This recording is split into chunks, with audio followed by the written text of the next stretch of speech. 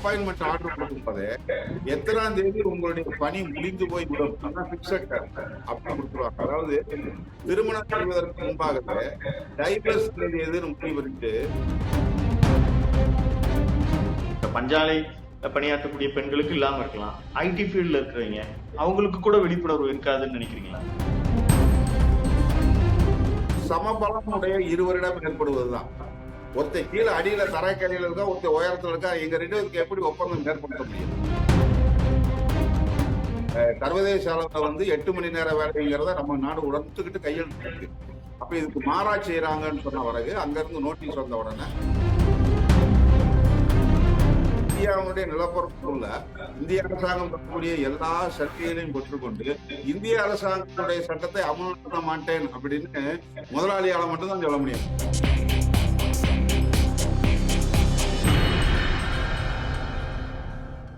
அறந்தமிழ் நேயர்களுக்கு இனிய வணக்கம். மத்திய அரசு 29 தொழிலாளர்கள் குறித்து முன்பிருந்த 29 சட்டங்களை 4 சட்டங்களாக உள்ளடக்கி இப்பொழுது கொண்டு வந்திருக்கின்றன. நாடு முழுவதும் பல்வேறு தொழிற்சங்கங்கள் இதை எதிர்ப்பு தெரிவிக்கின்றன. இதற்கு என்ன காரணம் என்பதை குறித்து ஏஐடிசியுனுடைய தேசிய பொதுச் செயலாளராக இருக்கக்கூடிய திரு TM மூர்த்தி, அது மட்டுமல்ல ஜனசக்தி இதழினுடைய ஆசிரியரும் கூட, இளமை பருவத்திலிருந்து தொழிற்சங்கத்தில் பல்வேறு பொறுப்புகளும் பல்வேறு பிரச்சனைகளையும் கண்ணுற்று அதற்கான நூல்கள் எல்லாம் எழுதியிருக்கிறார். அவரை இந்த நிகழ்ச்சிக்கு வரவேற்கிறோம். ஐயா வணக்கம். இன்னைக்கு ஒரு ஆர்ப்பாட்டம் நீங்க நிகழ்த்தி இருக்கீங்க. இந்த தருணத்துல ஒரு தொழிலாளர்கள்ல ஏற்கனவே இருக்கிற சட்டங்களை எல்லாம் அவங்க பல்வேறு சட்டங்களாக 29 சட்டங்களாக இருந்ததை ஒரு 4 தலைப்பின் கீழே கொண்டு வந்திருக்கிறாங்க. இது நாம எதிர்க்க வேண்டிய, உடனடியாக அதை எதிர்க்க வேண்டிய காரணம் என்ன? 29 சட்டங்கள்ல 4 சட்ட தொகுப்பா மாத்திருக்காங்க. ஆனா உண்மை என்னன்னா 44 சட்டங்களை 15 சட்டங்களை விட்டுட்டு 29 சட்டங்களை 4 சட்ட தொகுப்பா மாத்திருக்காங்க. இந்த 44 சட்டங்களும் யாரோ ஒருத்தர் அன்பளிப்பா தொழிலாளர்கள் இல்லை. கிட்டத்தட்ட 1881 இருந்து ஒரு 150 ஆண்டுகளுக்கு மேலாக நடத்தப்பட்ட போராட்டங்களின் வாயிலாக பிரிட்டிஷ் அரசாங்கத்திடமும் அதுக்கப்புறம் விடுதலை பெற்ற பிறகு இந்திய அரசாங்கத்திடம் தொழிலாளி போராடி பெற்ற சட்டங்கள் இவை. இந்த சட்டங்களுடைய அந்த அதுவே போதுமானதானா அதுல விமர்சனம் இருக்கு, அது வேற. ஆனா இந்த கரும்பை புளிகிற மாதிரி அந்த சட்டங்களை பிரித்து சாரை எடுத்து வைத்து விட்டு வெறும் சக்கையை மட்டும் 4ஆ பிரிச்சு கொடுத்திருக்காங்க. புதிய உரிமைகளை வென்றெடுப்பதுங்கிறது வேற. இருக்கிற உரிமைகளும் பறிவை விட்டு, தொழிற்சங்க உரிமையாக இருக்கலாம், கூட்டு பேர உரிமையாக இருக்கலாம், சமூக பாதுகாப்பாக இருக்கலாம், தொழில் உறவாக இருக்கலாம், எல்லா பகுதிகளிலும் ஏற்கனவே இருந்ததை விடவும் குறைவான உரிமைகள் அல்லது முக்கியமான உரிமைகள் பறிக்கப்பட்டதுனால அதை எதிர்க்க வேண்டிய கட்டாயம். இப்ப இந்த கிராஜுவேட்டி எல்லாம் ஏற்கனவே 5 வருடங்கள் பணிக்கூடை அவர்கள் முடித்ததுக்கு பிறகுதான் வழங்குவாங்க. இந்த முறை ஒரே வருடத்தில் தரப்படுகிறது.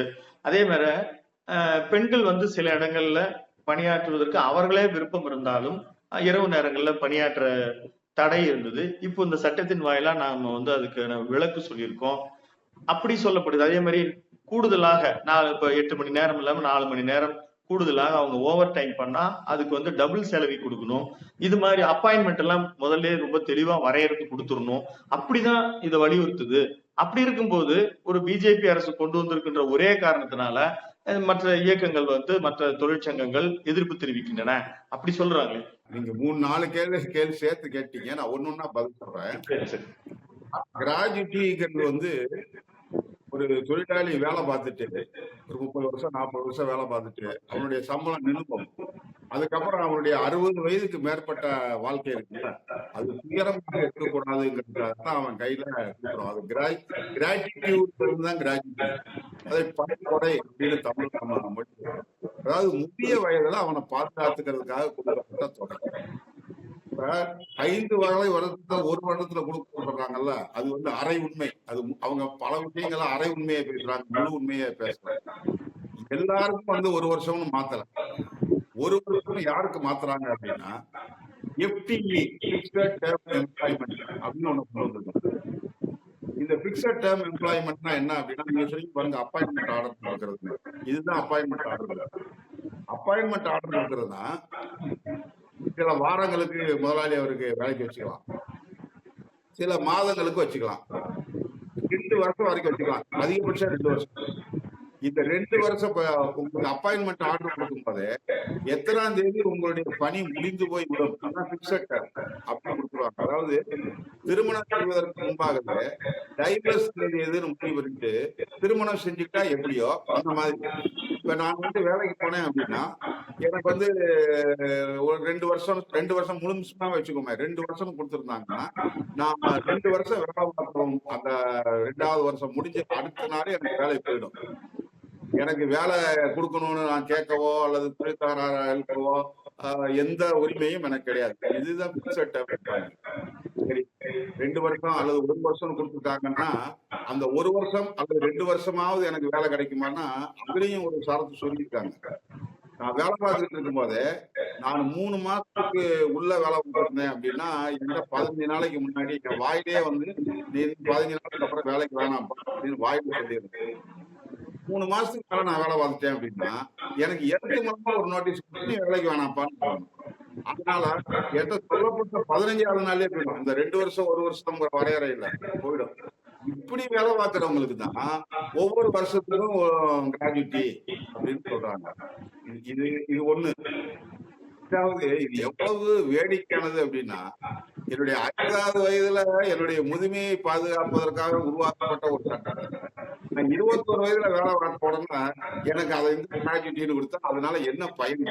இல்ல, தனியார் வேலை வாய்ப்புகள் இன்னும் சொல்ல போனா சில பள்ளி கல்லூரிகள் சில இடங்கள் எல்லாம் ஒரு 5 வருடங்கள் பணியாற்றுவாங்க, 6 வருடங்கள் பணியாற்றுவாங்க.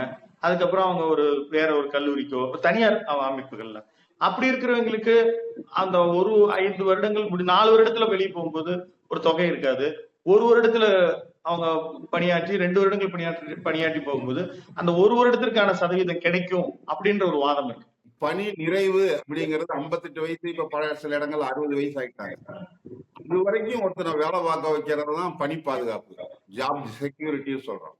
இந்த 44 சட்டங்களும் 3 வகையில அடிக்கலாம்.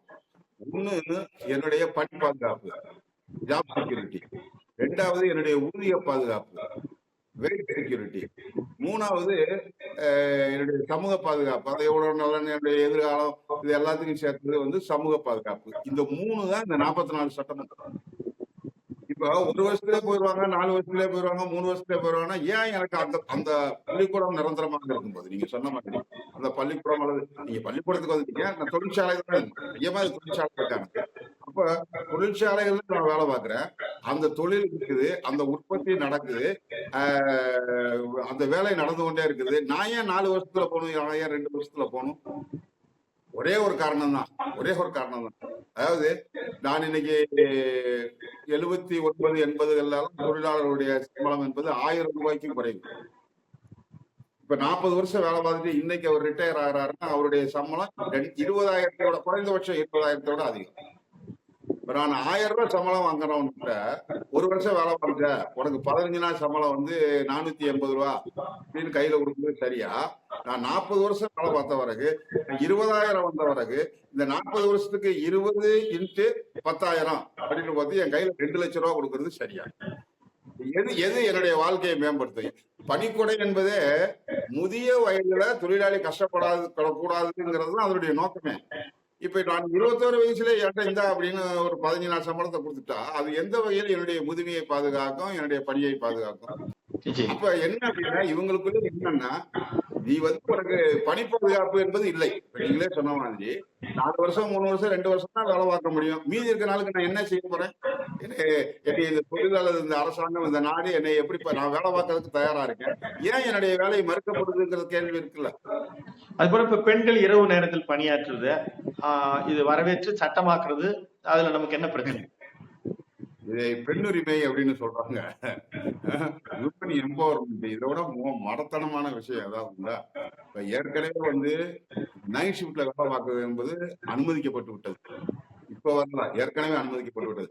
ஆனா பழைய சட்டத்துல அது இல்ல. 6 மணியில இருந்து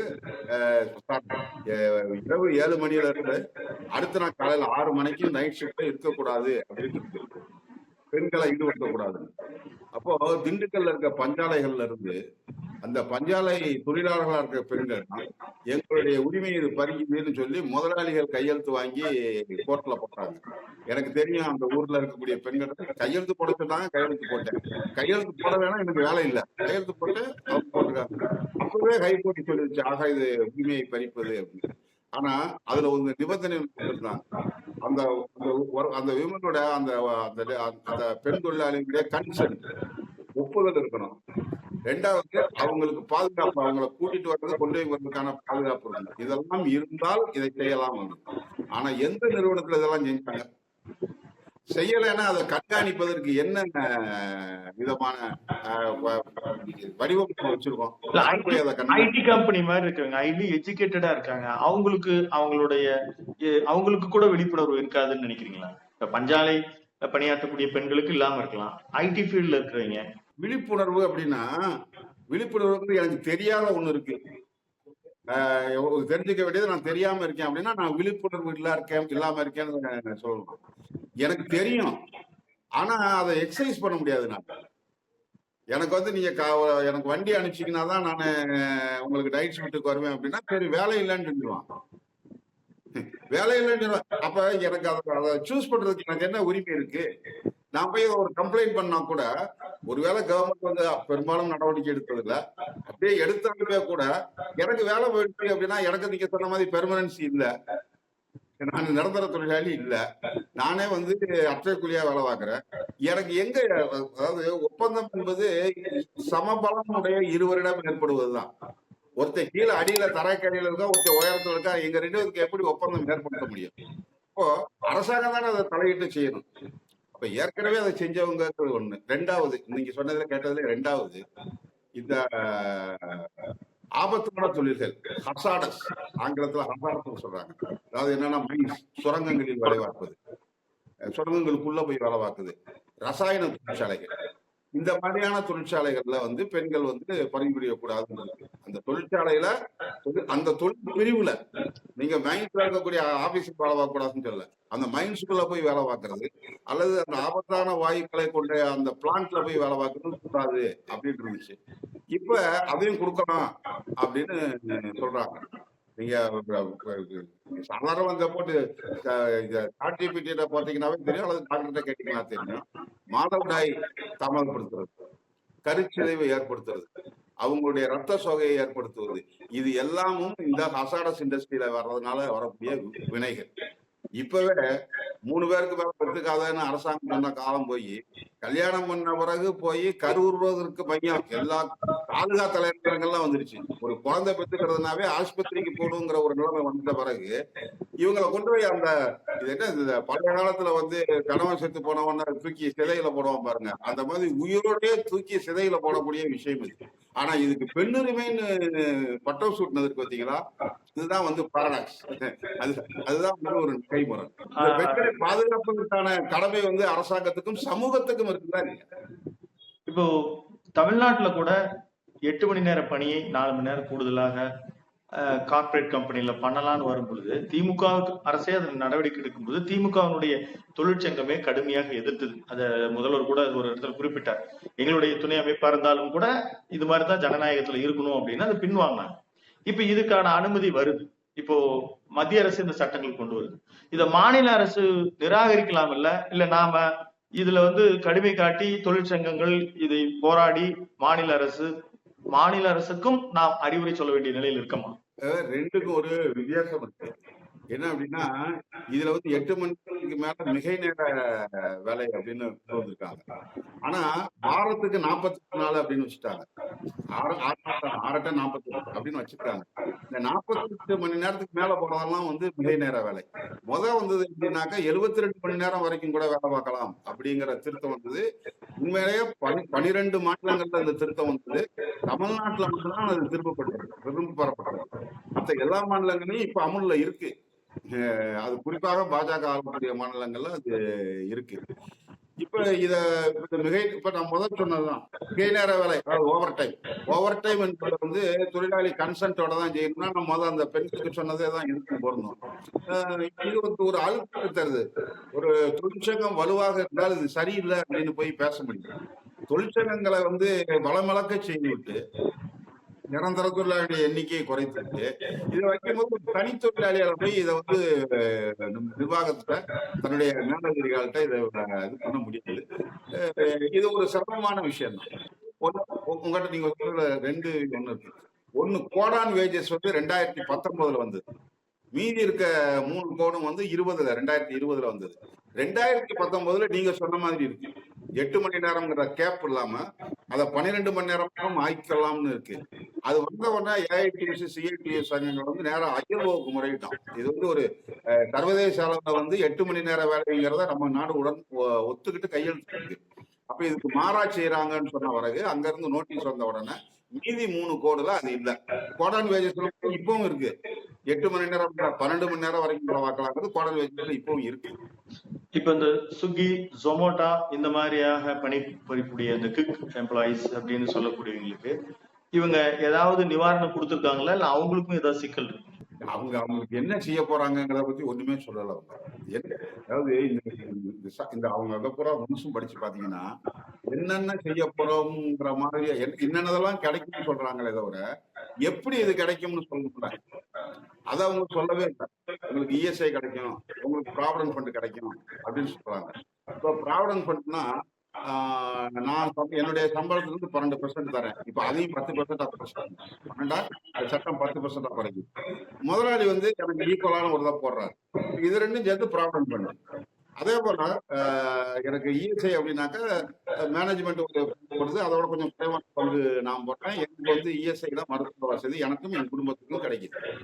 இப்ப இந்த ஜிக் ஒர்க்கர்ஸ் நீங்க சொன்ன ஜிக் ஒர்க்கர்ஸ் இருக்காங்கல்ல, இவங்களுக்கு யாரு வந்து ப்ராவிடன்ட் ஃபண்ட்ல பணம் போடுறது, யாரு இஎஸ்ஐல பணம் போடுறது, இல்லைன்னா அரசாங்கமே பணம் போடுமா, அதை பற்றி எதுவுமே சொல்லாம இதெல்லாம் உங்களுக்கு தரப்போறோம் அப்படின்னு சொல்லிருக்காங்க. இது நடைமுறையில இனிமே அவங்க என்ன பண்ண இது வரைக்கும் ஒண்ணும் பண்ணல. இந்த நிமிஷம் சட்டம் வந்துருச்சு இல்ல, இப்ப ஏதாவது பண்ணிருக்காங்கன்னா இல்ல. அது நீ என்ன செய்ய போறாங்கன்னு பொறுத்து. தொழிற்சங்கங்களுடைய ஒரு கூட்டு பேர வலிமை நீங்க சொல்றீங்க பர்மனன்ட் எம்ப்ளாயிஸ் அனுப்புறது அப்படின்னு. இப்போ ஏற்கனவே இருக்கக்கூடிய மிகப்பெரிய தொழிற்சங்கங்கள், வேரூன்றி இருக்கிற தொழிற்சங்கங்கள், அந்த இப்போ சாம்சங் மாதிரியான இடங்கள்ல தொழிற்சங்கம் ஆரம்பிக்கிறதுலே பிரச்சனையா இருக்குது. இப்ப இந்த ரெண்டையும் கனெக்ட் பண்ணும் பொழுது இனி வருங்காலங்கள்ல எந்த ஒரு பெரிய ஃபேக்டரியிலையும் தொழிற்சங்கங்கள் ஆழமா இருக்க முடியாதுன்றது ஒரு கருத்து. இன்னொரு பழைய தொழிற்சங்கங்களுக்கும் ஏதாவது ஆபத்து இருக்குதா?